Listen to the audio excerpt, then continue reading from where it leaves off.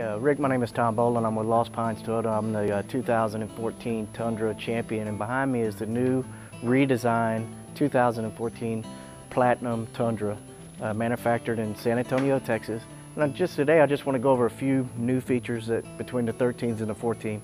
One thing that they did different in 2014 is they made it a more bolder front end, more bolder look. They also raised your hood 1.6 inches to give it a bigger, higher hood space to carry the big 5.7 liter V8 engine. Here we go, and you can see the new chisel design on the front and on the back.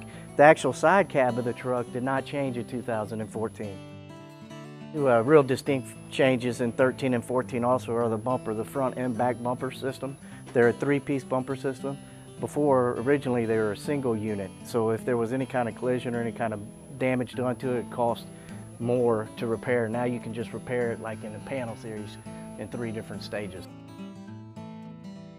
In the tailgate end, Rick, they changed up 6 different things in the tailgate end. One thing they did leave the same is in 07 when it was redesigned in San Antonio, the assisted tailgate is still an assisted tailgate. So you can basically open and close it with just the light of a couple of fingers. And also they've made it where there's a larger gap here for debris that gets caught in the gate that it'll clean clearly. In the 2013 Rick, our 4-pin and our 7-pin connector were down here below. After the engineers went out and did a survey with the millions of Toyota customers, they asked if we'd move it up top, so now it's clearly out of the way so it won't get damaged when you back into trailers. And in 2014, they also changed the branding, so it's now embossed in the tailgate. All right, the whole Toyota line has been certified under the SAE J2807 towing compliance. Basically, back in 2010, maybe even early as 2008, the Society of Automotive Engineers put together a compliance to say this is what it takes to actually say what you can tow. They take the vehicles over to Arizona, 120 degrees. They run them under extreme tests with RVs with all kind of loads on them, and you can't have any kind of failure, no lights, no overheats. Toyota's the only one compliant as of 2014. Again, we talked about the triple tech frame earlier. We're looking for strength for the heavy up underneath the engine, reinforced custom C-channel, and then C-channel in the rear for stability.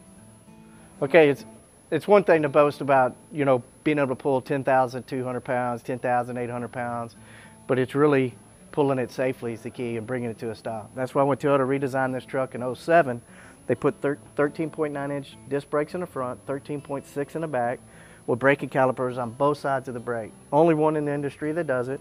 To work with our bragging rights, we went a little bit farther. The reason we can get the 10,000 pound pulling radius is that we have the slide-in hitch actually mounts on both sides of the chassis. It bolts in from here 3 foot, then the bumper actually sits on it here, and then it goes up the other side.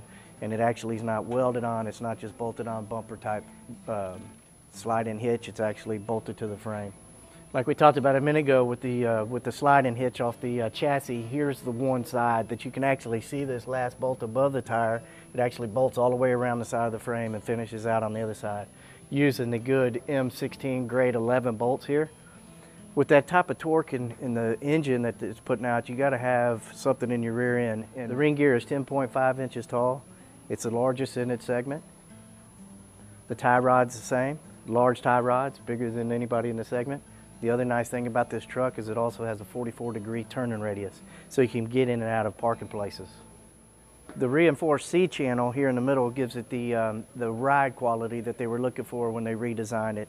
And then when you move to the back, you will see that we have the C-channel here in the back, which basically it's a trapezoid rear end. The springs and the shocks are staggered with an X-frame across the top that gives it more stability. This basically is a half-ton truck with 3/4 ton capability.